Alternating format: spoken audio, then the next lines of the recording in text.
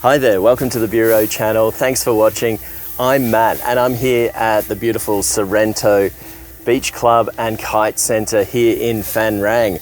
Actually, it's about 15 kilometres just north of Phan Rang city itself, but as you can see, it's a beautiful location. I've got the ocean in front of me, the beautiful Mi Hua Lagoon in front of me, and behind, I don't think you can quite see behind me, but there's a stunning ridge right at the back there. It's an amazing location. Never been here before, so I was very excited to come, and it hasn't let me down. But more on this beautiful part of the world coming up. Okay, coming up, getting here. Yes, it's a beautiful place, but you've got to get here first. And there are a number of ways to get here. I came here by train, so I've got a short video about my experience coming up. Also, Sorrento Beach Club and Kite Centre here. I'll take you on a walk through the property and I'll show you my room as well that I stayed in. Also, I interview Kim. She's a co-owner of Sorrento here, and she tells me an interesting story about this property before it was a resort. Also, I get on the motorbike and I ride to Vinh Hy. Vinh Hy is a beautiful little fishing village and up and coming tourist destination about 15 kilometers north from here. And my experience was quite interesting. I went there looking for dinner one night, and anyway, I'll show you the video coming up soon. Also, I get on the motorbike again, but go in the other direction. I head into Phan Rang City and hit up the local market there for breakfast. And following that, I also go to the Cham Tower complex, which is really awesome to see. So hang around for that. There's a lot in this video. I'll make sure that I put chapters in the video as well, so you can flick through and choose the sections that you're really interested in. Anyway, it should be really good. Let's get into it.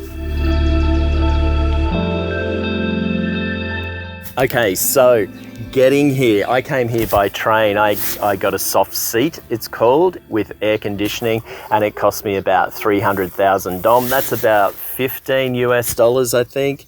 I've got a sleeper to come back. That's a little bit extra. That's 700,000 dom, so that's about 35 US dollars. I chose that because the train leaves here at Phan Rang station at 10:45 p.m. so I don't roll into Saigon until about 5 a.m. so that should be interesting. If I can be bothered, if I'm awake enough, I might tack on a little bit of that experience at the end of this video.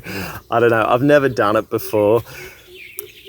Now, yeah, it takes about 6 hours to get to Phan Rang, so 6 hours isn't too much because there's a lot to see during the day at least, and leading up to Phan Tit. You don't actually go to Phan Tit station, but leading up to that station there, that township, there are a lot of dragon fruit and farmers and stuff like that. Really interesting. But further on towards Phan Rang, there are hundreds, there must be hundreds of wind turbines here.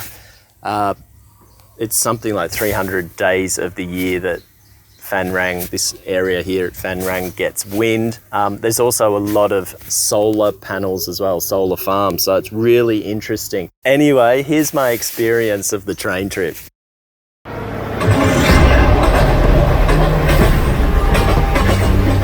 Okay, it's time to leave Saigon. It's about 5:30 in the morning and I'm about to catch the 6 o'clock train to Phan Rang. It's about 350 kilometers northeast of here. It's going to take me about 6 hours. I've got a soft seat for the trip. Hopefully it's soft. Let's go and check it out.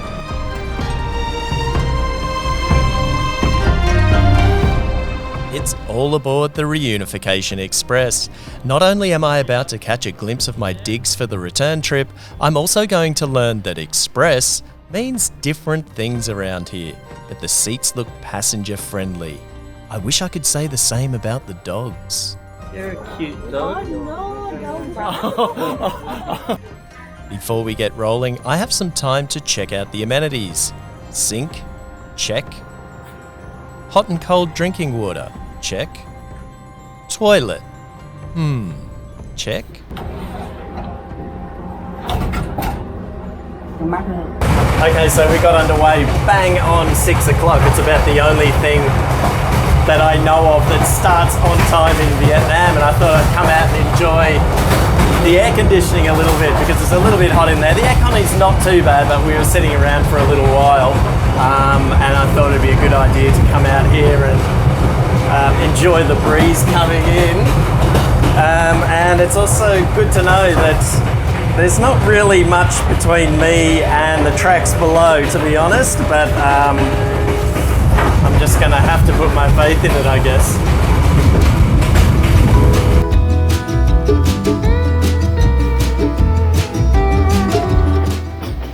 Vietnam's North-South Railway connects Ho Chi Minh City in the south with capital city Hanoi in the north, some 1,700 kilometres away. The French built it during the colonial era in 1936 and was a feat of engineering that would ultimately be bombed and blown to bits thousands of times during the war years. But after reunification in 1975, the line was restored and became a symbol of a reunified Vietnam. Okay, so while the rest of the passengers get stuck into their butt nap and their other snacks, or maybe settle into a little nap for a while, I thought I'd come out here between the carriages and check out the scenery outside. So we're about 2 hours north of Saigon now, and the city's given way to quite a lush landscape. We've got a lot of fruit trees, banana trees. I think limes are growing out here as well, but a little bit further on down the track, we're going to come into the dragon fruit farms, and Vietnam happens to be one of the largest exporters in the world of dragon fruit, so I'm looking forward to seeing those farms soon.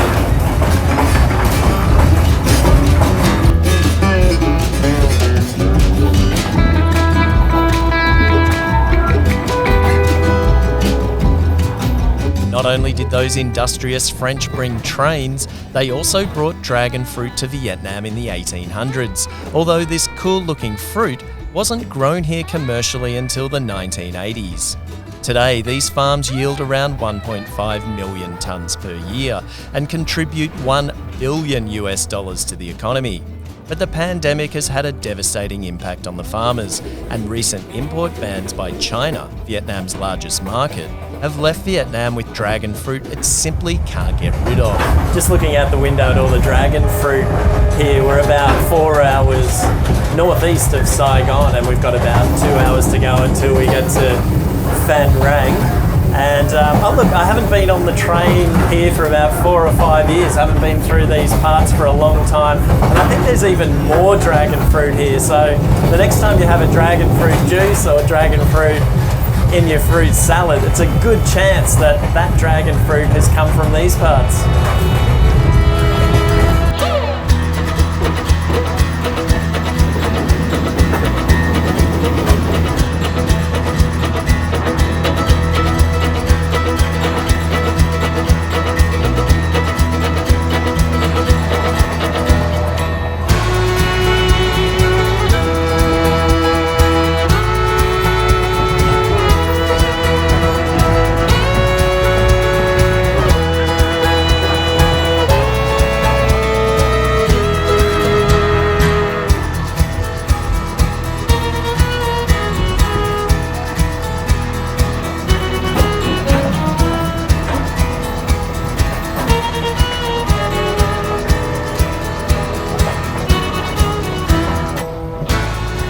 And just like that, we enter mountainous Ninh province, where Southeast Asia's largest solar and wind farm complex is located.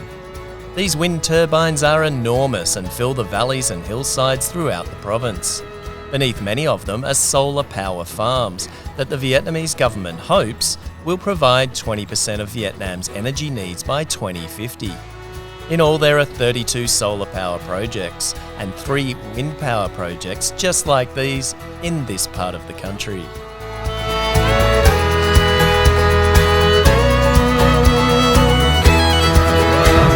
I don't know if my camera is showing the sheer scale of this windmill project and solar power project that we're passing through at the moment, but there must be hundreds of these windmills in this valley that the train's passing through.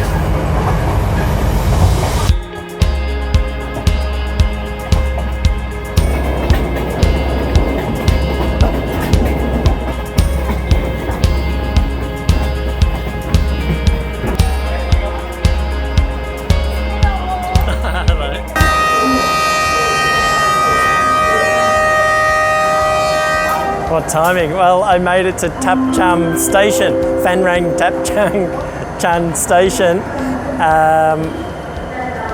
in about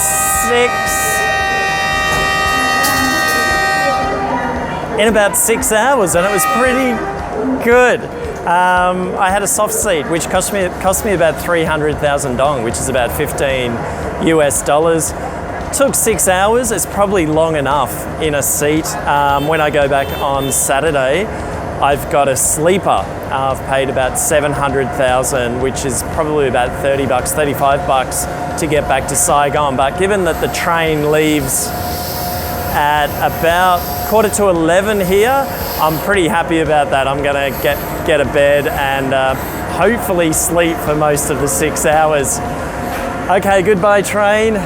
It's going all the way to Hanoi, which arrives at 7 o'clock tomorrow night. I'm glad I'm not on that one. Okay, let's go and check this place out. Yeah, so I loved it. The 6 hours flew by. Of course, I was up and down out of my seat filming pretty much the whole way along and chatting to people here and there and just getting some fresh air. The windows open between the carriages, so you can sort of poke your head out a little bit there. So I really recommend it. The seats are comfy, aircon's good. Just one little tip, if you don't want to eat any of the local food, which I think was gom ga, like fried chicken and rice, which I showed in the video, bap nep, which is like steamed corn and boiled eggs and stuff like that. Bring your own snacks and drinks. That's what I did. Okay, let's talk about Sorrento here. It's a beautiful place, as I've shown you already. Now, it's located approximately 15 kilometers outside of Phan Rang city, on the north side, actually. And so if you come by train, you can organize for the guys here to come and pick you up. If not, they'll help you organize alternative transportation. The main features of the place, well, there are about 30 rooms here, including 3 or 4 family-size rooms. So I think it's suitable for, 2 adults and 2 kids. Massive grounds here, as you can see, lush gardens, green grass. The dining room's huge, and they've got some of the best food I've had at a resort in Vietnam, especially the Western food. They've got that sorted out. It's amazing. And given the location, they've done an awesome job to get these Western style foods and menus up and running. They have a specials board each day. And I mean, the highlight, of course, is the lagoon over here, Mi Hoa Lagoon. It goes out about 800 meters or so to a shelf and then drops off. And I haven't been out that far, although a couple of days ago I went on a SUP, stand-up paddle board, SUP board, and went out almost to the edge out there. And I believe there's some coral there, and then it drops off into the ocean. So it's ideal here for people who are wanting to learn how to kite surf, and also people who are already experienced. They can go out the back there. And I'm told that during the high season, there's quite a big surf out there as well. So it's challenging for people who are advanced at kite surfing. I believe also that the pros come here to train as well. And the wind blows for something like 300 days of the year, up to about 40 to 45 knots.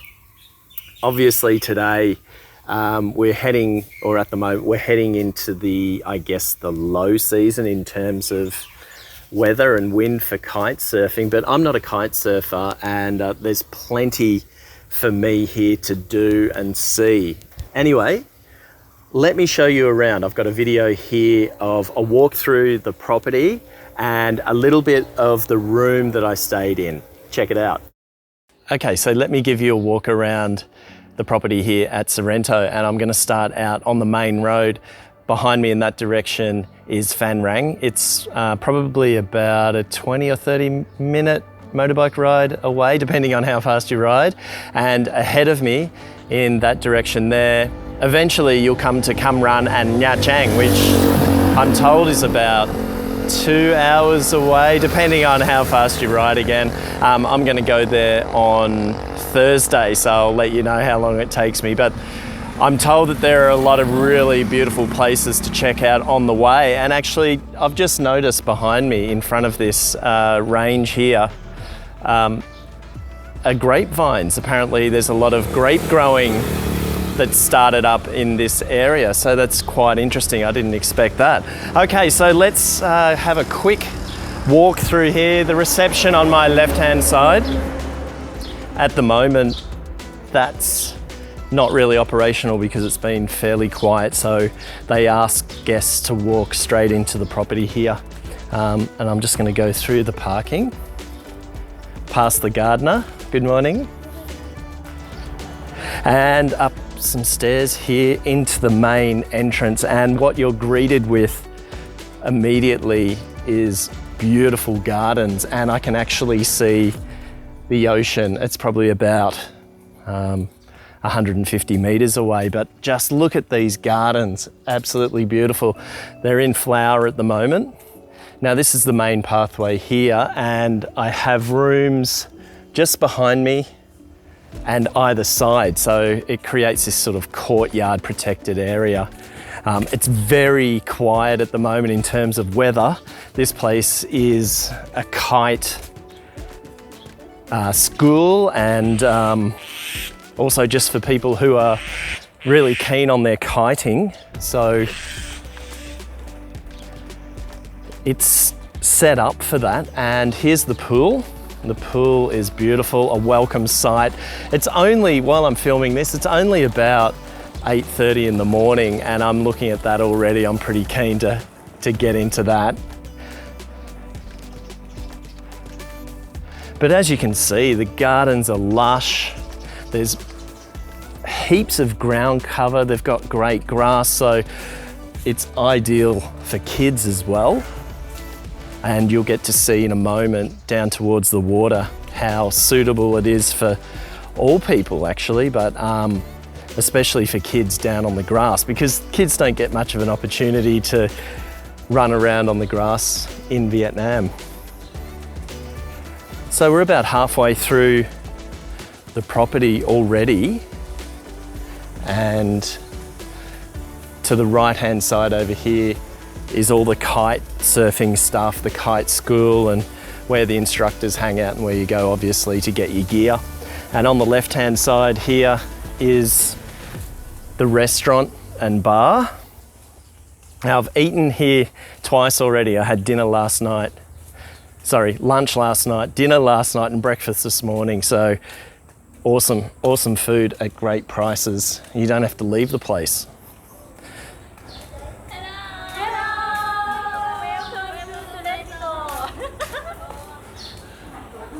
So into the cafe and bar where all the most important people are working. And I think they do hair services as well. So I might get my hair cut later on. But look at this space, huge space. There are 28 rooms, I believe, in the entire property. And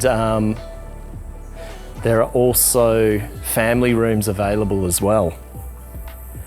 But let me just go out onto the lawn here. Beautiful underfoot. And just take a look at this space. I'll just spin around a little bit for you. Look at that. Right on the beach. Now, one of the things that makes this area ideal, especially for kite surfers, is that for about 6 months of the year, there's wind 24 hours a day, and it's regarded as one of the best places to kite surf in the world, not just Vietnam, but in the world. And right now is the tail end of the high season for kiting. So it's dead calm at the moment.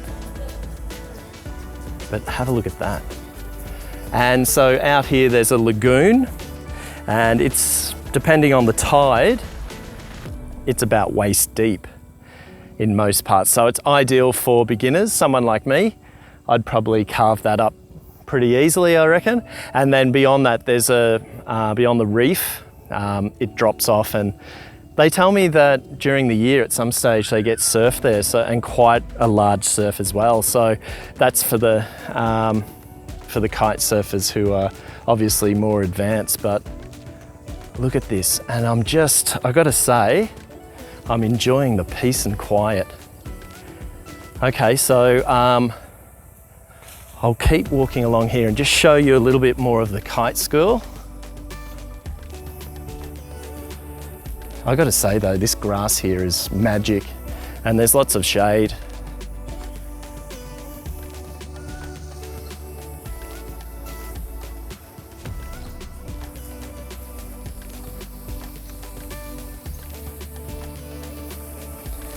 There's another section that I need to show you. So the property is made up of 3 lots, and the owners have put them together.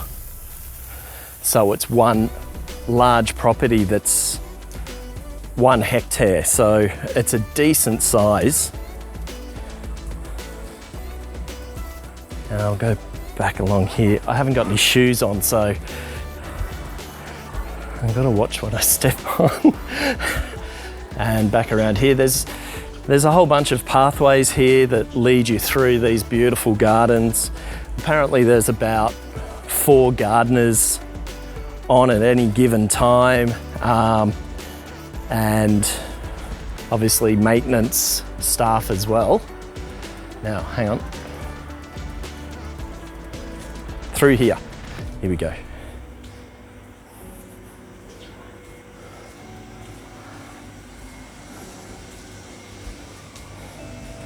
And through to this section here, obviously there's more accommodation here, and another pool which is down here. I'll show you that.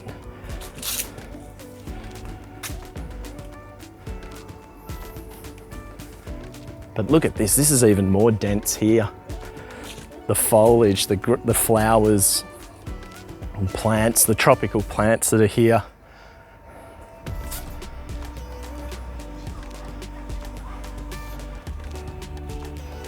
And another pool, pretty much right, infinity pool right on the water. Check that out.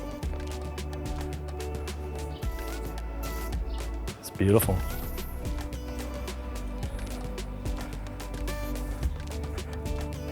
And I'll just make my way along to the beachfront.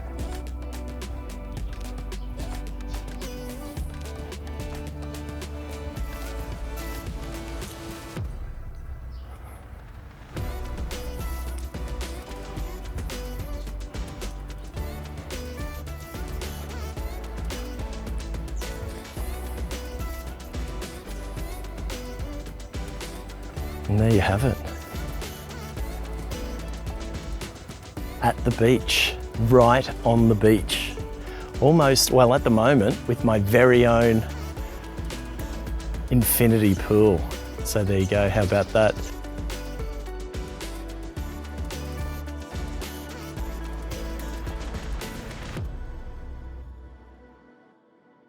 Okay, so hopefully that gives you a bit of a feel of the property.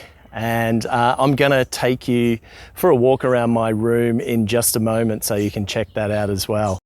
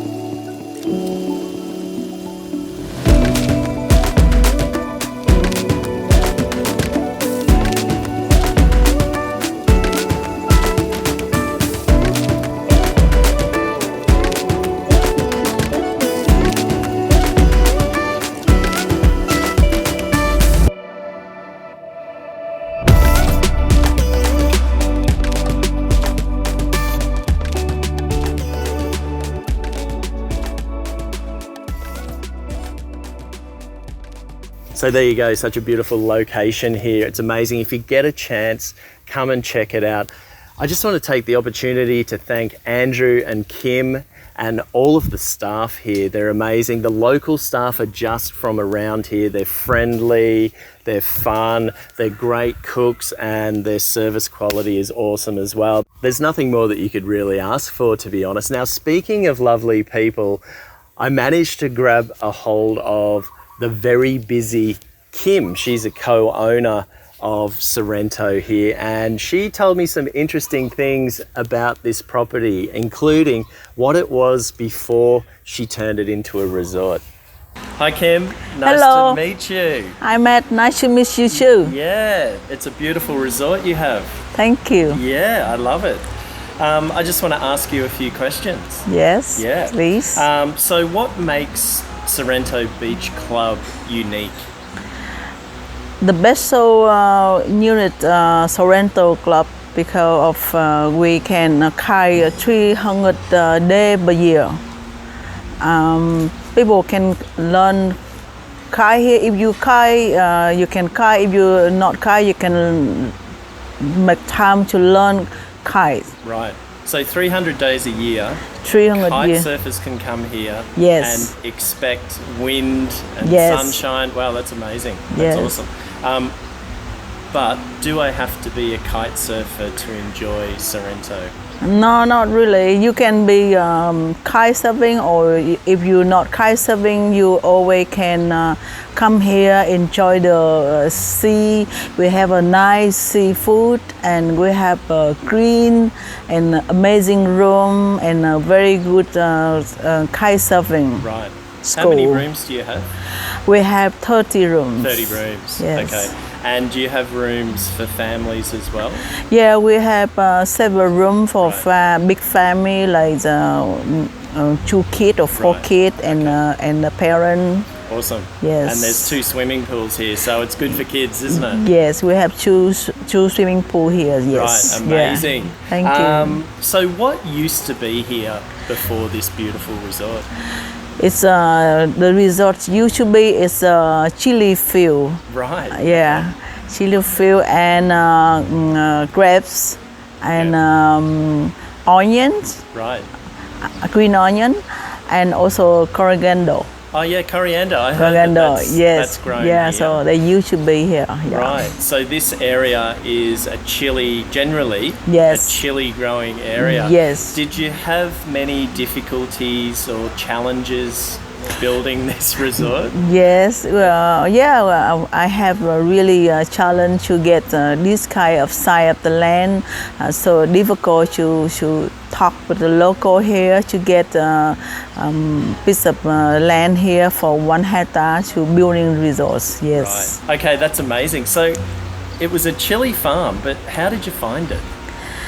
I just passed by the secret road here. It used to be very small, but so beautiful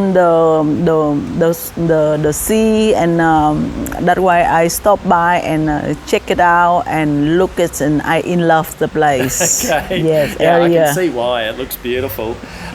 So tell me a little bit about this area. So if people come here, Yes.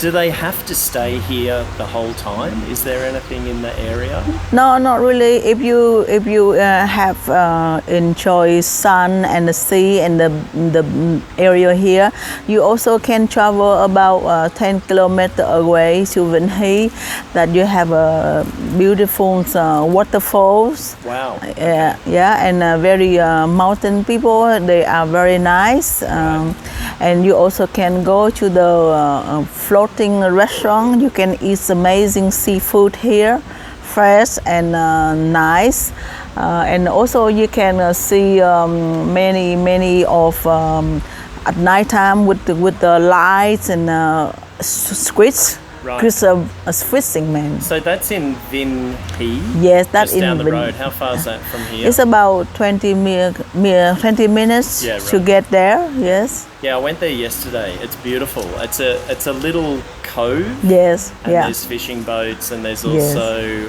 tourist boats as well, right? Yes. Yeah. Yes. Yes. That's in that direction. Yes.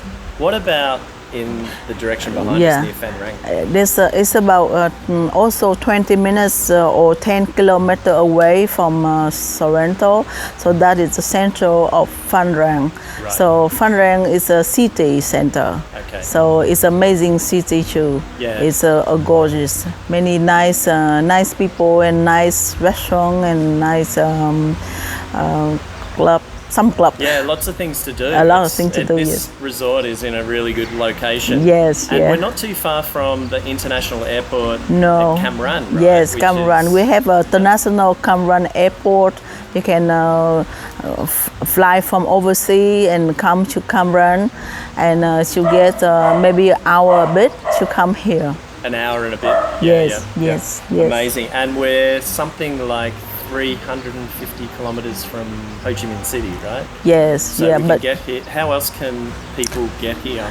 you can come here many ways. You can fly, of course, and you can go train by train. You can travel by train, and you also can get the tourist bus. Right. You also can hire the car. It's very easy to come here. Okay. No problem. Awesome. Now, what's the future for travel in this area? I think in the future will be attract a lot of tourists coming here. So if you plan to come and visit the My Hoa area, and you should come as soon as possible, Right. because still nature, still beautiful, and not so far away also. Yeah, it's easily accessible. Yes. And there's lots of things to do here, but it's a secret, isn't Yes, it? yes. I'd never been here before. Yeah. I'm not a kite surfer, so I actually didn't really know about it. Yeah. But now that I do, I Yeah. know I'm going to be back for Yes. sure. So what advice do you have for people who are thinking about coming to this area for a holiday? So what my advice is, people traveling should travel to Phan Rang. Is about 10 kilometers away from the center. It's they call My Hoa Gun. Okay. So we have they should come here and check it our place, very nearest. And if you kite, you can kite over here. We have flat water, very safe. We also have a green area here. An amazing room, Yeah. and we have very good kite surfing school. We have a amazing. Yeah, it's like one of the best in one the of world. the that best I've in the heard. world. Yes, Yeah, yes, yeah. yes. So it's awesome. I really like it. I think probably the best advice is come now. Yes, come because now. it's like a secret at the moment. I'm not a kite surfer. I wouldn't have known about it, but I don't need to be a kite surfer to stay here. Yeah, you don't Yeah. need to be kite. You can be sit here and enjoy people kite. Beautiful. Yeah, it's amazing. Thank you very much for your time, and thank you for telling me about your beautiful resort. Thank you for Thanks, Kim. coming. Yeah, you're welcome. Interview. Thank you very Yeah, much. thank you, Matt. Well, as much as you want to hang around here, either by the beach or do some kite surfing or hang by the pool or eat the great food here, there's still plenty of things to do in the area. And the other night I decided I'd get on the motorbike and go and check out Vinh Hy. It's a small fishing village and up and coming tourist destination where people can jump onto a boat and go and explore the islands that are nearby, or go snorkeling and do other water sports and stuff like that. I wanted to go for dinner, so I got on the bike and rode about 15 kilometres into Vinh Hy. Check out my experience. So I've had a great day at Sorrento, and it's getting towards the end of the day. It's about 5 o'clock and it's time for me to go and look for something to eat. Now I'm going to a place called Vinh Hy, and apparently it's down the road a little bit.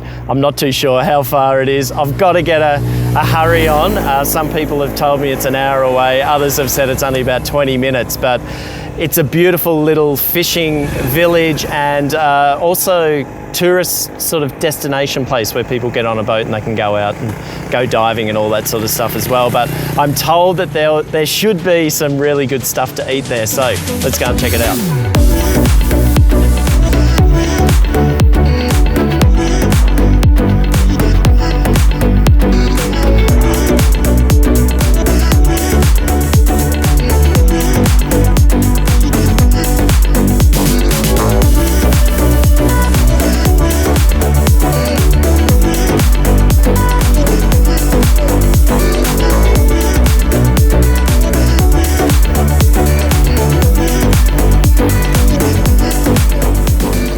I've just pulled up at this beautiful area. I'm about 10 kilometres outside of Vinh Hy, and something that I didn't know about this area is that there's a lot of grape growing here. I don't think they're the wine growing variety, I think they're the table grapes, but pretty much since I left Sorrento, I've just seen these grapevines, these vineyards the whole way along either side, and it's just beautiful. I don't know whether this camera captures it or not, but it's just a really nice place, and it's a big surprise for me.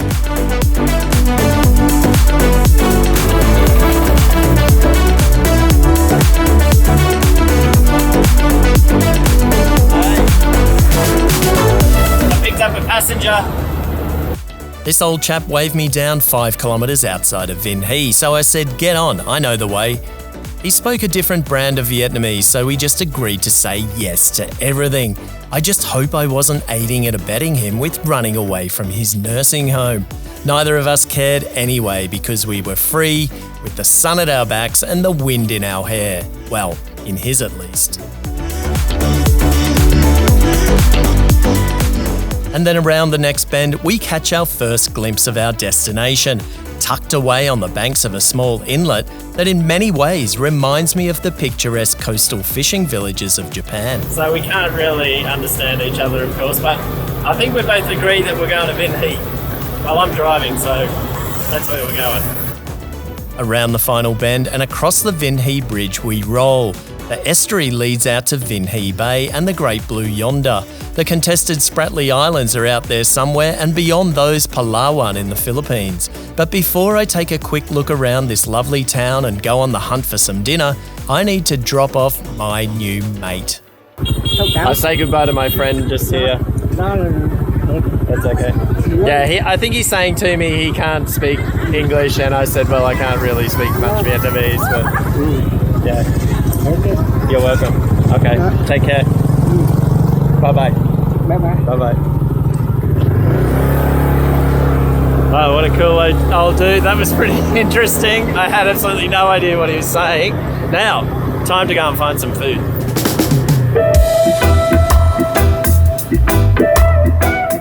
Vinh Hy's a charming little seaside village, blessed with those rugged mountains and its small bay that shelters it during the typhoon season.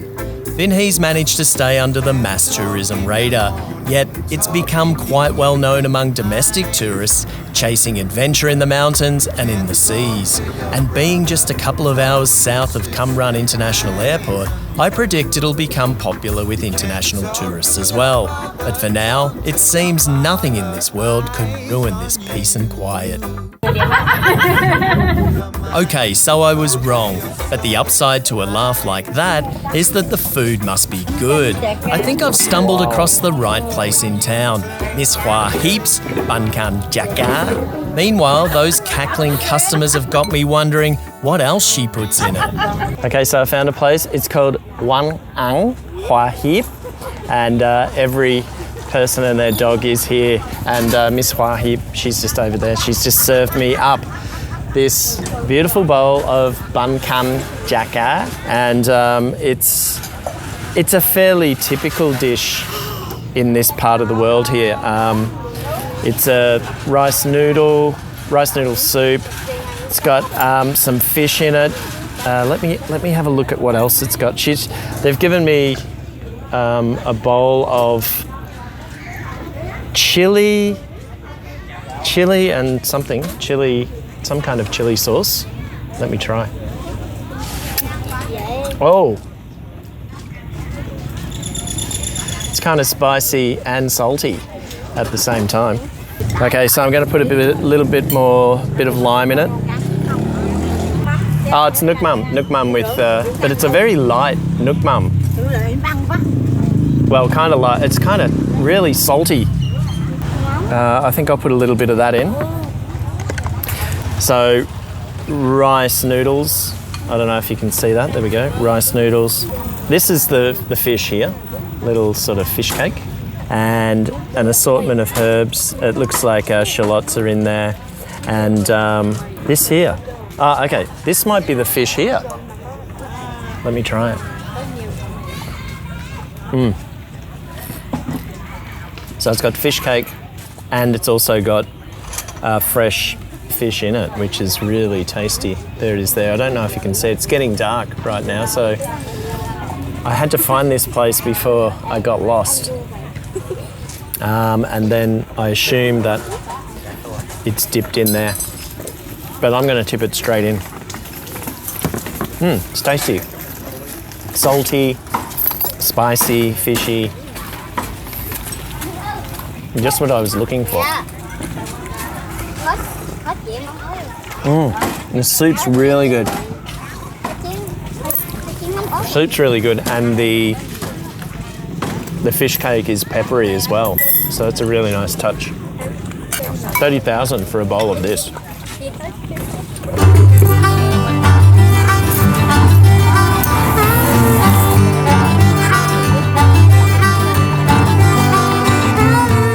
Clearly, I wasn't the only one who'd popped into town for a feed. These Brahman cattle are all over this part of Vietnam and roam freely. It's a good chance that this one, like me, is from foreign stock, most likely from Texas in the US, which enjoys a multi-billion-dollar trade in agricultural exports to Vietnam.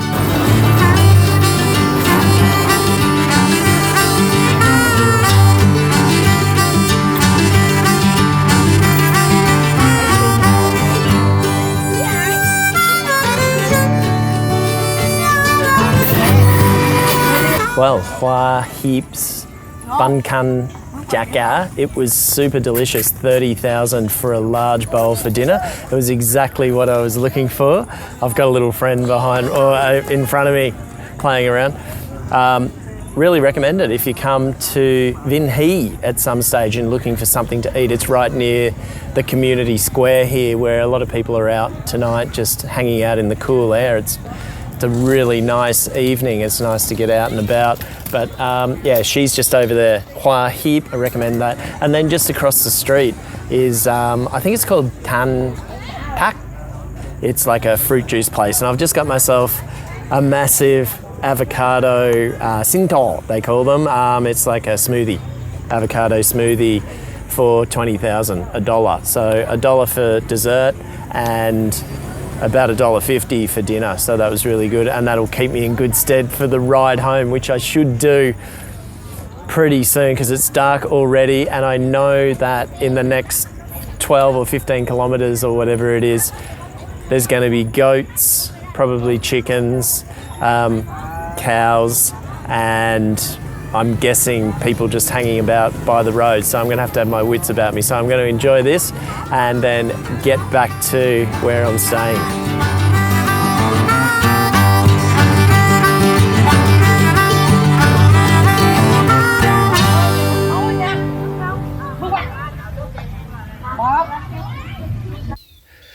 Ah dear, so how about that? The old timer, he waved me down on the side of the road, and I figured that he needed a ride, so I said just get on the back there. Once I got to Vinh Hy, we established somehow that he wanted to go to Vinh Hy, and that's as far as I was going anyway, so I tried to communicate that I'm happy to drop him off there. And he was such a gentleman, and he chatted the whole way along. I pretty much had no idea what he was saying, but I think at the end of it, he was very thankful that I picked him up. Okay, you ready? Yeah. Again? What? So I'll say, I think one of the last questions was, what's your advice for people thinking about coming here, coming to Vietnam, and we can finish it there? Yeah. Okay. Yeah. All right, cool. So, okay, now I'm losing it. Okay, I'm losing it. We're gonna get the giggles now. All right. Okay, cool. What was I going to say again? So from dinner to breakfast the next morning, I got on my motorbike again and decided to go in the other direction about 15 kilometres or so, maybe 20 kilometres into Phan Rang market. I mean, you know, what else do you do when you go to a new town or city? You got to go and check out the market. So that's what I did. I went in search looking for, you know, perhaps a bowl of bun kan or some other kind of noodle soup, and I got a little bit more than I bargained for. I ended up finding 3 dishes in the market there, and 2 of them I'd never had before, so that was really cool. I've got a video coming up in just a moment about that. Also, after breakfast, I went to the Cham Tower complex, which is about another perhaps 10 kilometres outside of Phan Rang somewhere, and it was an amazing experience. So check out this video now of my breakfast at Phan Rang Market and the Cham Tower complex.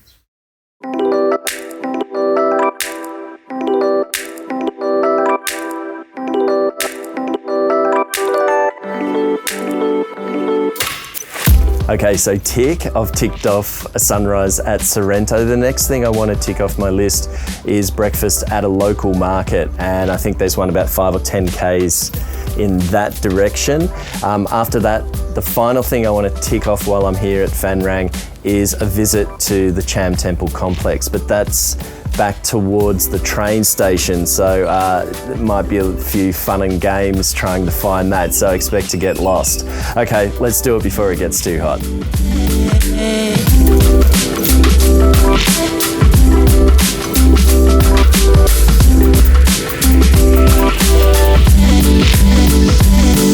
The views this morning just north of Phan Rang prove that Vietnam really is worth its salt.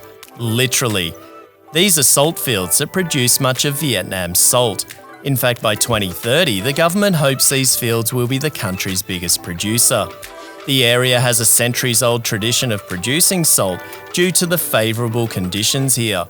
The farmers still use the traditional method of pumping seawater straight into the fields. Then they wait a week for the water to evaporate before beginning the back-breaking work of shoveling it up and processing it, just so I can sprinkle some on my fish and chips at the pub.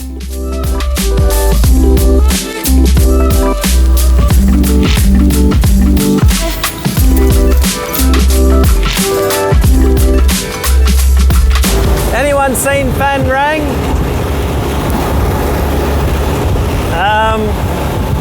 I'm on a bridge. I told you it was going to be a bit of a wild goose chase. You never know where you're going to end up. I'm on a bridge here and I've clearly gone the wrong way. The signs ran out to Phan Rang, so I had to ask a nice old chap where to go, and he sent me in the right direction to a certain extent, but I got myself lost after that, so I'm going to have to keep looking. I'm pretty keen for a coffee and something to eat. I've been on the road for about an hour now, so things are getting a bit desperate. With my bearings back, I'm headed to Phan Rang Central Market and some bun tew straight out of the oil.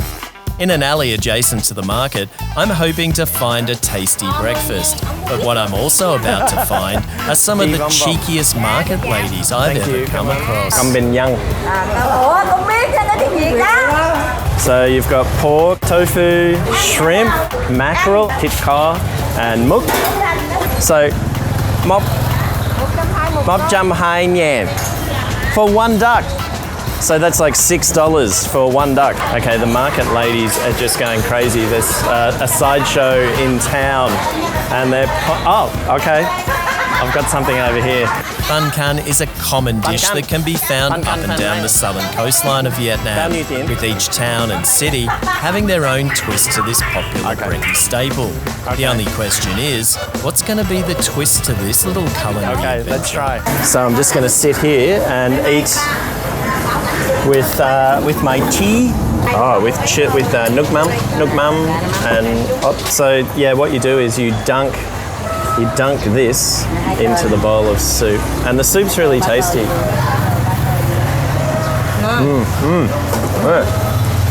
Woo! It's hot. I always eat this too quickly. But it's really good. I've never had this version before. I've had like, it's very similar to Bangkok, Cambodia, similar, but different. So there we go. Look at that. She's doing a great job with the camera. And yeah, they're these little rice cake things, I suppose you would say in English, with lots of onion on top. Camera lady, over here. And we dunk that in there like that.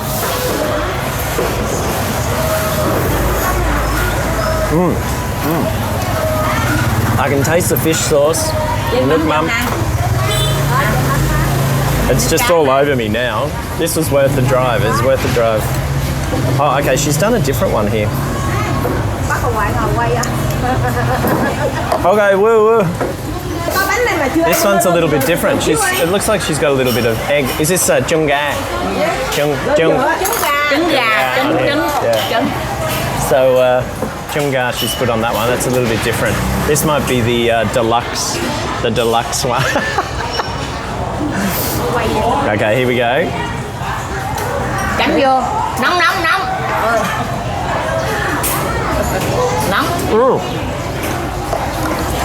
Chấm vô, bỏ vô, chấm vô, nóng lắm.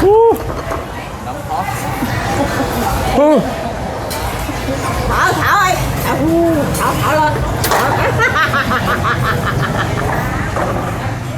And as if I didn't feel like a sideshow already, I was introduced to somebody's friend, checking in to see if there was in fact a chubby middle-aged foreigner pigging out at Miss Hung's bun cum stall. Hey, they're very friendly in Phan Rang. 10,000. Thank you, Miss Hung. So there you go, 10,000 dom for that breakfast there. One plate, amazing. So you can find Miss Hung about 50 metres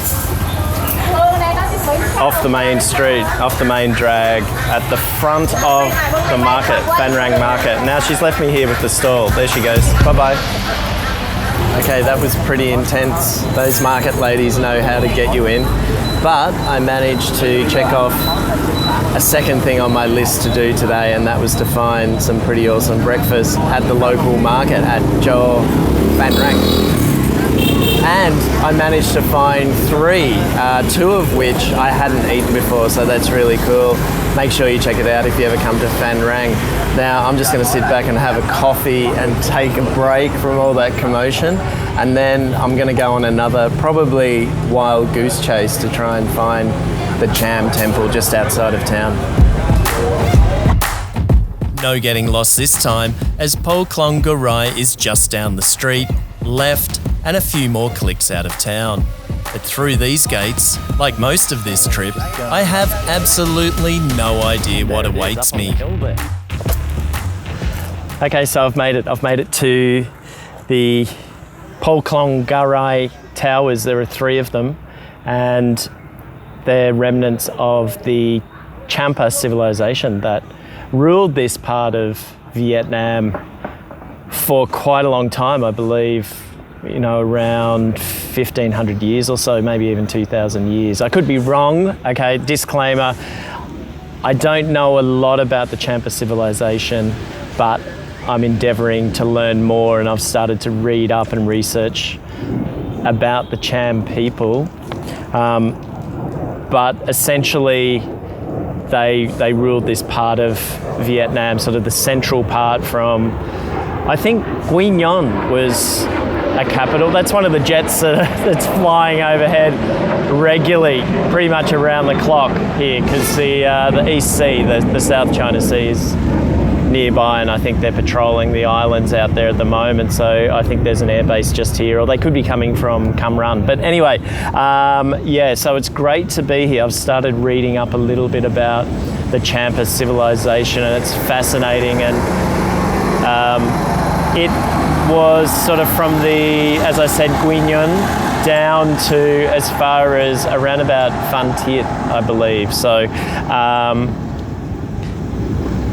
yeah, so I'm far from an expert on this topic, but as I said, I'm endeavouring to to find out more, and I'm quite excited about coming here to check this out today. So 20,000 dong just to enter, $1.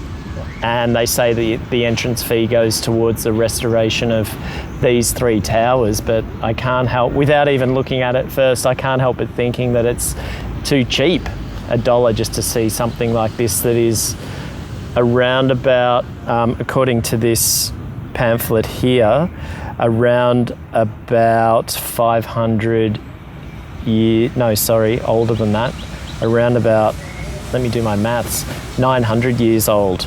They believe that these were built towards the end of the 13th century. So, you know, we're getting up there almost 1,000 years ago. Is that right? Can that be right? Wow, okay, I need to read up more on this, but first let's go and check it out. Okay, so this looks like where the walk really begins. It looks quite steep. I think I can do it though, but there's the cicadas going now, so you can get an idea of how hot this place is at the moment. And it's only about 10 o'clock in the morning. And here we go. Klong Garai is a Hindu Cham religious complex, which was built in honour of Klong Garai himself, who ruled Panjaranga, now known as Phan Rang and once a capital of the Cham Empire, almost 900 years ago. There are 3 towers here, all made of red brick, consisting of gravel quarried from the area and carried up the hill that looks over Phan Rang in an easterly direction towards the sea. As I pass through the main gate, I can now see the relief of the Hindu god Shiva above the front portal into the main tower. It's remarkably well preserved and leaves me with no doubt as to the belief system that the builders of this beautiful tower once adhered to. These days, the majority of the Cham population, of which there are said to be around 200,000 living in Vietnam, follow Islam. And just in case I needed a reminder of just how old this complex is, the vertical stone at the entrance to the portal is inscribed with an ancient Chamic script. So I managed to get to this beautiful complex here, up on the hill overlooking Phan Rang and out towards the ocean. And it's good to be here when there aren't too many tourists either. So there are a handful here, and there are a couple getting their wedding photos done as well, which is a nice touch. I'm assuming that they are Cham people, and it's a beautiful spot to have your wedding photos taken. As for the building itself, there's not much left, and as is the case up and down the Central Coast, there aren't too many reminders of the Champa civilization, but this is pretty good considering that it's almost 1,000 years old. So it's just a little bit hard to get a true idea of the culture and of the civilization that was here, as mostly because there just aren't really many remnants of the civilization left, including in the food, which I'm quite surprised about. Phan Rang doesn't seem to have, well, from my little experience so far, doesn't seem to have food that is a Cham food as such. I could be wrong. I need to do more research about the history and the culture and the food of the place, but I'll definitely be back. It's worth a trip here. It's $1, like I said earlier. It should be a little bit more, I think, so that the place can be better preserved, but still, it's in pretty good nick, and I recommend you come and check it out.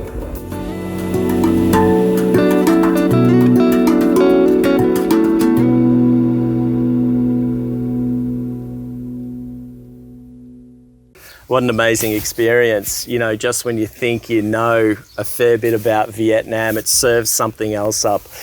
The experience of the whole day was awesome. I mean, it started off with breakfast with those lovely ladies down there at Phan Rang Market, and then I went on that little bit of a mission to find the Cham Towers, which, as I said in the video, are about 800 or so years old. It's fascinating. I'm no expert at all on the Cham or the Champa civilization, the empire and the history and the culture and the people.